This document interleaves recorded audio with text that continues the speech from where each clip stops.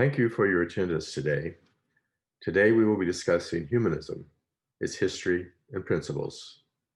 The Humanists and Non-Theists group sponsors topics on a wide range of subjects that are related to the humanist worldview, but we rarely talk about the philosophy of humanism itself.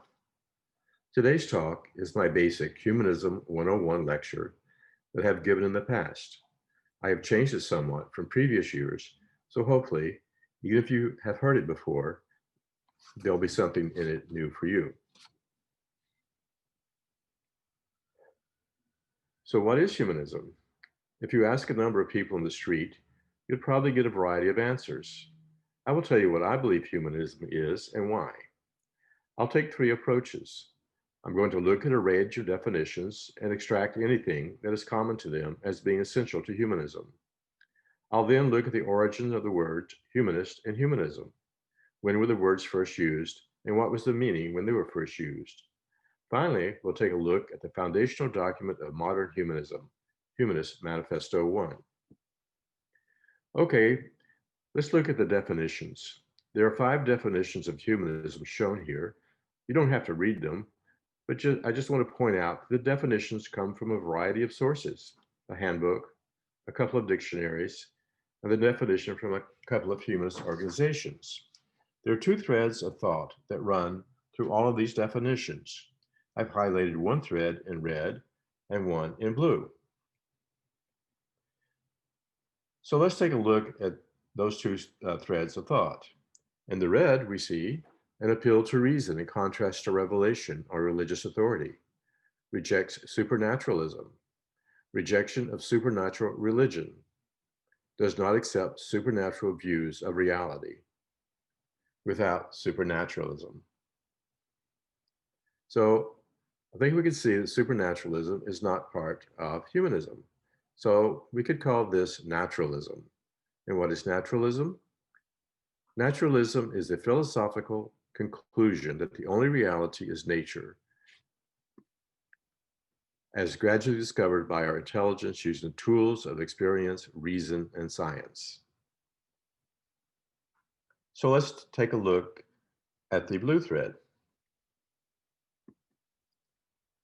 Capacity for self-realization through reason, right and responsibility to give meaning to our lives, to our own lives. So we can see this is about the individual, how the individual is to live his or her life. Humanism also deals with a wider society, grounding for morality in the welfare of humanity rather than fulfill the will of God, advancement of humanity by its own efforts, the building of a more humane society, lead meaningful ethical lives adding to the greater good of humanity. So all of those are related to our society that we live in, not necessarily just to the individual.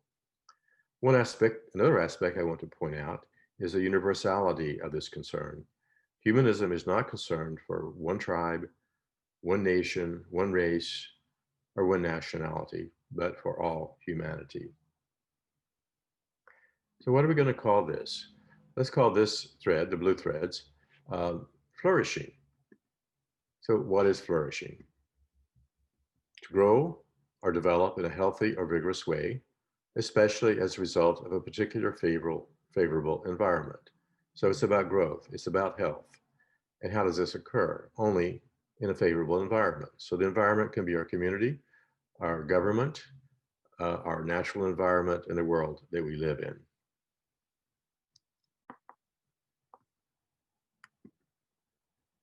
So those of you who have heard my talks before on this topic, probably you're aware of this little illustration of my view of humanism. Humanism rests upon 2 pillars, and both must be there. Naturalism and a philosophy of flourishing. How do people flourish? So whenever you have these 2 linked together, you have a philosophy which is either humanism or at least consistent with humanism. Okay, let's switch to looking at the origins of the words humanist and humanism. During the Renaissance in the 15th century, teachers of a course of studies called Studia Humanitatis were called humanisti, or humanist. They taught ancient Greek and Roman grammar, poetry, rhetoric, history, and moral philosophy. They were itinerant teachers because the universities at the time were interested in only teaching the scholastic topics of theology, law, and medicine. The word humanism came much later in the 19th century. Probably the first person to use the word was a person who is little known today, Friedrich Nietzsche. He was an educator. During that period, Germany was trying to decide the best system of education. Some wanted to exclude teaching of the classics, but Nietzsche wanted to include them along with the more modern topics of science and so forth. He called his system of education Humanismus, or German for humanism. In the latter half of the 19th century, several books were published that used the word humanism. The Lodge of Humanism, 1852, described social ethics and values not dependent upon supernaturalism. The Civilization of the Renaissance in 1860 linked humanism and the Renaissance. Renaissance in Italy in 1877 gave a definition similar to modern usage. Now, these books were not well known, and the word humanist or humanism did not gain wide usage even during that period of time. It was not until the publication of the Humanist Manifesto in 1933 that the word humanism became more commonly used.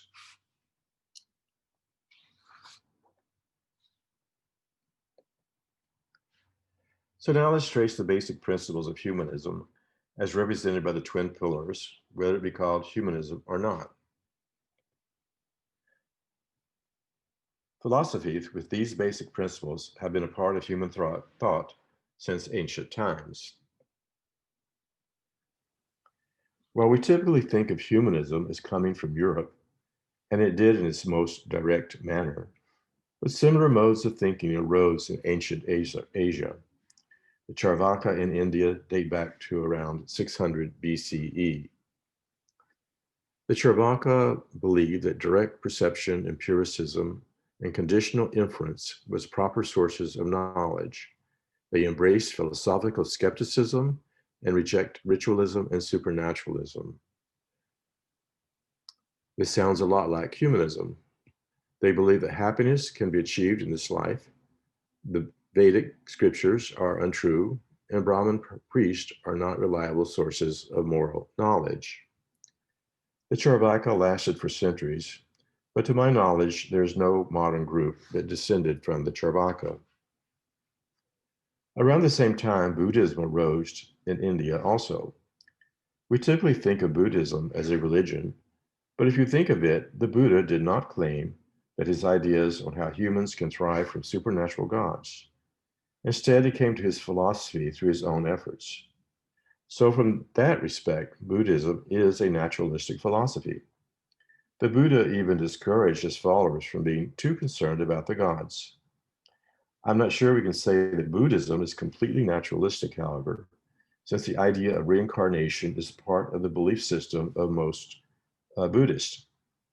On the other hand, reincarnation is not an essential part of Buddhism, since many, particularly in the West, practice Buddhist teachings without believing in reincarnation. In China, Confucius is another ancient who developed a philosophy of human flourishing, and again without any claim of supernatural help. He believed that human beings are fundamentally good and teachable, improvable, and perfectible through personal and communal endeavor, especially self-cultivation. This is consistent with modern day humanism, with perhaps the exception of the word perfectible. Gerald LaRue, in his book Free Thought Across the Centuries, states that Confucius was a humanist. He was concerned for human well-being. He believed that humans alone were responsible for solving societal problems. He did not acknowledge the influence of the gods on his philosophy. Now we turn to the Greeks. Many thinkers of ancient Greece began to try to understand how the universe worked and what it was made of, the forerunners of science. Thales was one of the earliest. He concluded the earth was made of water. Others thought fire or air or all of these. Leucippus and Democritus concluded the universe was composed of small particles called atoms that could not be subdivided. Some philosophers became interested in how humans should live, and not only in natural philosophy. Aristotle was one of the most well-known of these. He believed that humans are part of nature, that reason sets humans apart from the animals, that happiness is the highest good, and the life of contemplation results in the highest level of happiness. He believed to live the good life that we should have concerns for others.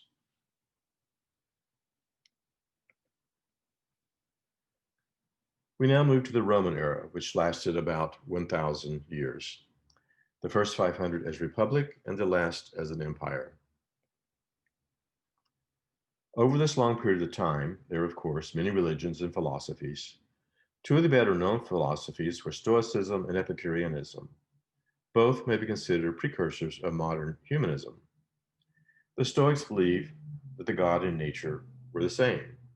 They did not rely on supernatural beings for their philosophical insight.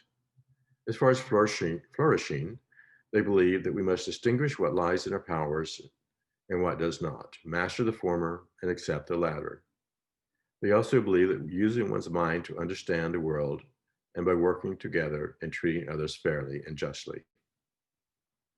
The Epicureans were atomists, believing that the world was composed of small particles that could not be subdivided. Their idea of flourishing was to pursue pleasure and avoid pain. Many people accused them of being hedonistic, but they also believed that mental pleasures contribute to happiness much more than physical pleasure, so perhaps were not completely hedonistic. We next come to the Middle Ages. Some have called this the Dark Ages, even though not everyone agrees with this description. As the Roman Empire was disintegrating, the Christian church was emerging. Early Christians, however, were not united in their beliefs. The bottom picture here is a sarcophagus. It is in the Vatican Museum. A sign indicates that it was a sarcophagus of a wealthy Roman Christian. I noticed that it had a picture of the Good Shepherd depicting Christ rather than the cross. Perhaps this is indicative of a different understanding of Christ than the one we have today. In the 4th century, Rome was undergoing political instability and many civil wars. Legend has it that during one of these civil wars, the Emperor Constantine had a dream in which he saw a cross in the sky and a voice telling him that if he fought on the symbol of the cross, he would win the civil war. He did use the cross as his symbol and he won the war. He therefore converted to Christianity. This painting, which is in Rome, depicts Constantine's dream. The structure in the foreground is his sarcophagus. Constantine probably felt that the emerging Christian church would be a good ally to help reunite the empire. They were growing and organized. There was one problem with the plan, however. The Christians themselves were not united. In particular, they disagreed on one very important topic. Who was Jesus? Some thought he was a prophet, or maybe a divine being created by God. Arius was a leader of those who had this opinion. Others, like Athanasius, thought Jesus was God. In order to decide on this important disagreement, Constantine called all the bishops together in Nicaea in 325 AD. The advocates of Jesus as God won the day. The idea of the Trinity became a central dogma of Christianity. At subsequent councils, other dogmas of the church were established, mainly that humans are sinful due to original sin as well as their personal failings, and were headed to eternal punishment in hell. The only way out of that was to get around that was for God to come to earth in the form of Christ and to be crucified on the cross, and thereby provide a way for people, for humans, to be saved through the church and the possibility of having eternal life.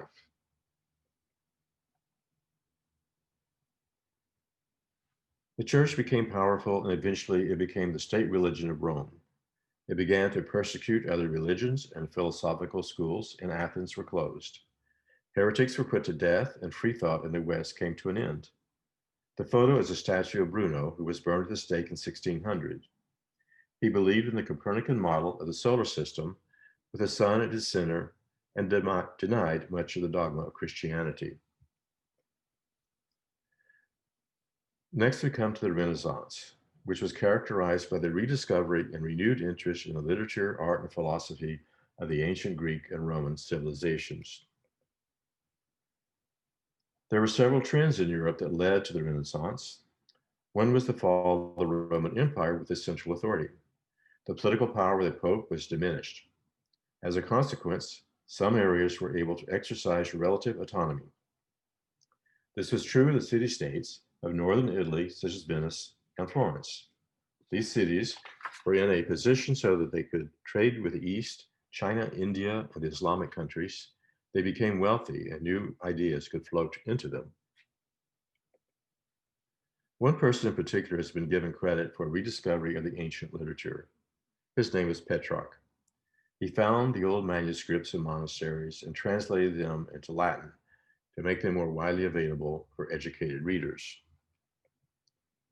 A famous example of a leading Catholic scholar who read and appreciated these manuscripts was Erasmus of Rotterdam, who lived and died a Roman Catholic. But he advocated reform in the church, both its dogmas and its corruption. He found errors in the Bible, translations such as the biblical passage that seem to support the idea of the Trinity. He wrote, "I cannot help but think they were divinely inspired, and perhaps the Spirit of Christ diffuses itself further than we imagine, that there were more saints we should enroll in our calendar." He almost believed that the pagan writers were equivalent to the Christian writers. The Protestant Reformation was occurring around the time of Erasmus. Two of the principal leaders were Luther and Calvin. They challenged certain practices and dogmas of the Catholic Church, but did not question the central dogma of Christianity, that humans were sinful and salvation could only occur because of the death of Christ on the cross. Others, however, did challenge the central dogma. This was referred to as the Radical Reformation. Among these were a group led by Faustus Socinus. Socinus was from one of the northern Italian states. He and others started to speak about these radical ideas. This became too much even for those city-states. Socinus and his followers fled to Poland, where they were given refuge. They established a town, Cracovia, and obtained a printing press. They began to send their books all over Europe. The books had to be smuggled because, if found by authorities, they would have been burned. Many of their ideas are similar to the later ideas of the Enlightenment. They believed that one must use reason to interpret the Bible. They rejected the Trinity, thinking it not reasonable, rejected original sin, and rejected the idea that Jesus died for human sinfulness. They advocated tolerance of differing beliefs, freedom of conscience, and separation of church and state.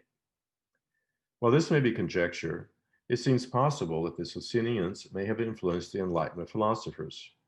While it would be dangerous to read these books, copies of these books were found in the libraries of Enlightenment philosophers after their deaths. The first half of the 17th century, the Catholic Church attempted to regain its hegemony in Protestant lands. This and other political factors led to the terrible 30 Years' War, which devastated much of Europe and caused a huge number of deaths. We now come to the Enlightenment, or what some have called the Age of Reason. Ideas about freedom, democracy, science, and tolerance were discussed. One of the major concerns of the Enlightenment philosophers was the best kind of government. Monarchs ruled most of Europe, claiming the divine right to do so. In this picture, we see a king being crowned by the bishops of the church, signifying the church and thereby God wanted this king to rule. This was a potent claim. To go against the king was to go against God.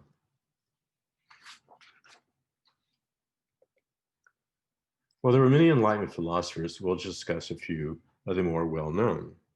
Of course, Newton was more known as a scientist, and he established many of the laws of nature. John Locke talked about democracy, consent of the governed, and religious tolerance. Spinoza had a very radical concept of God, equating more or less God to nature.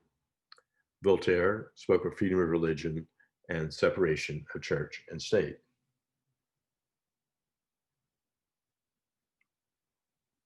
Of course, the Enlightenment philosophers were not in charge of any government. They were busy writing books. The first efforts to implement their ideas came with the establishment of the American government. These ideas were confined to European men with women, enslaved people, and native people excluded. it was nevertheless the beginning of liberal democracy, which, in my opinion, is the best form of government that we have going for us today. This brings us to the modern age, an age of the Industrial Revolution, science, and now the Information Revolution. In my view, Charles Darwin is one of the most influential people on the modern age. His theory of evolution gave a scientifically verified account of how all species on Earth, including humans, came about. This did not occur in 6 days and did not require God. This shook the religious world in the West to its core, and you saw many responses. In the late 19th, early 20th century, fundamentalism arose.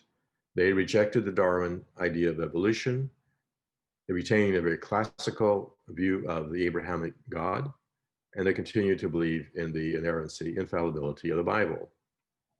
Many mainland churches, however, attempted to reconcile this new idea of evolution with their religion. And to do so, they often took a more abstract concept of God.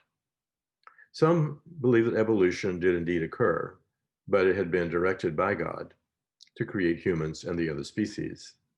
Others used words such as ground of being or God is love to describe God. Process theology stated that God interacts with the changing universe and is changed by it. We had the social gospel and liberation theology, which brought the focus on Christianity away from eternal life in another world to improving life for everyone in this world. This is a lot like humanism, except in humanism, the idea of God is left out. Humanism fully embraced the Enlightenment and science.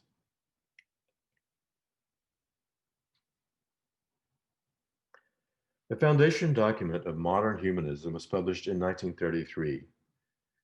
Its preamble is as follows. Humanism asserts that the nature of the universe depicted by modern science makes unacceptable any supernatural or cosmic guarantee of human values. In their place to the old attitudes involved in worship and prayer, the humanist finds his religious emotions expressed in the heightened sense of personal life in a cooperative effort to promote social well-being. A number of people were involved with writing the manifesto. 36 people signed it. About half of these were Unitarian ministers. One of these ministers was John Dietrich, who had been preaching his congregation that religion need not depend on God. He called his philosophy humanism. Others who signed the document were educators or philosophers. Two important contributors were Roy Wood Sellers and John Dewey. While not well known today, Sellers developed what he called critical realism. Philosophers have been debating over the centuries whether we can trust our senses to give reliable knowledge about the world around us. Critical realism concedes that information from our sense is limited. For example, we cannot detect the entire electromagnetic spectrum or hear all wavelengths of sound. We do, however, extend our senses with instrumentation. Sellers also realized the brain has to process our sensory input, and we need critical thinking to accurately understand the world around us. John Dewey was a well-known philosopher.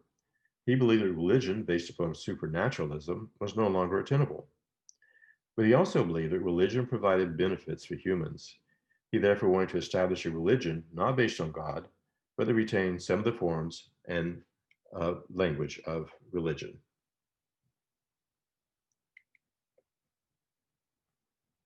Humanist Manifesto has undergone 2 revisions by committees of the American Humanist Association.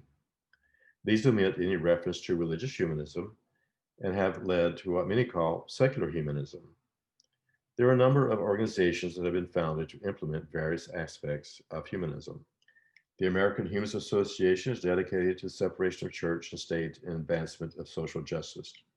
Freedom of religion seeks to protect non-religious from coercion by religion.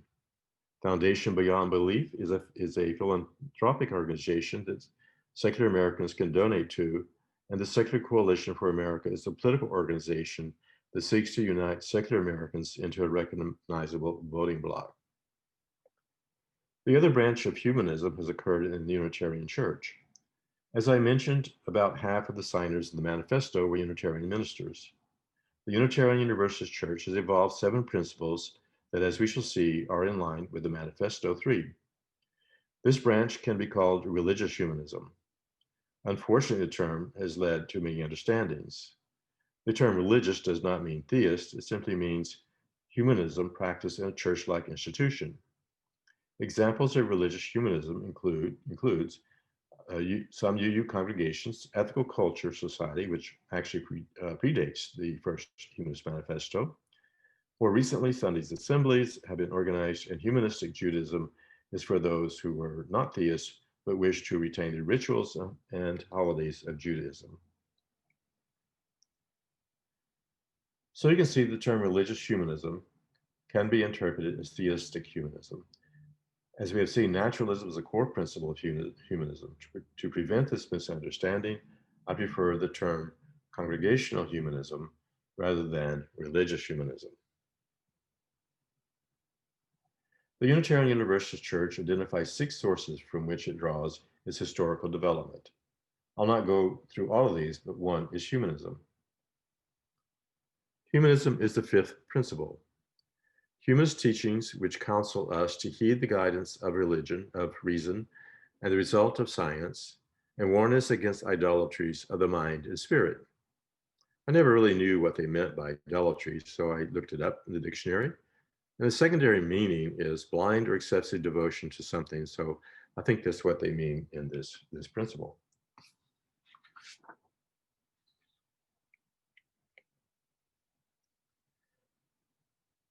Even though the UU principles and the AHA manifestos have developed in different institutions, both retain many similarities. So here we see a comparison between the UU principles and equivalent statements in the Humanist Manifesto 3. The first UU principle states that we believe in the inherent worth and dignity of every person. The manifesto states that we are committed to treating each person as having inherent worth and dignity. Sounds pretty similar. The second principle states justice, equity, and compassion in human relations, while the manifesto states we are inspired by compassion, minimize the inequities of circumstances and ability, and support a just distribution of nature's resources. The third principle states acceptance of one another and encouragement to spiritual growth in our congregations. The manifesto doesn't speak about spiritual growth, but it does say we respect those of differing yet humane views. The fourth principle states that we believe in a free and responsible search for the truth and meaning. Well, the manifesto says ethical values are derived from human need and interest as tested by experience. Knowledge of the world is derived by observation, experimentation, and rational analysis. Science is the best method for determining this knowledge.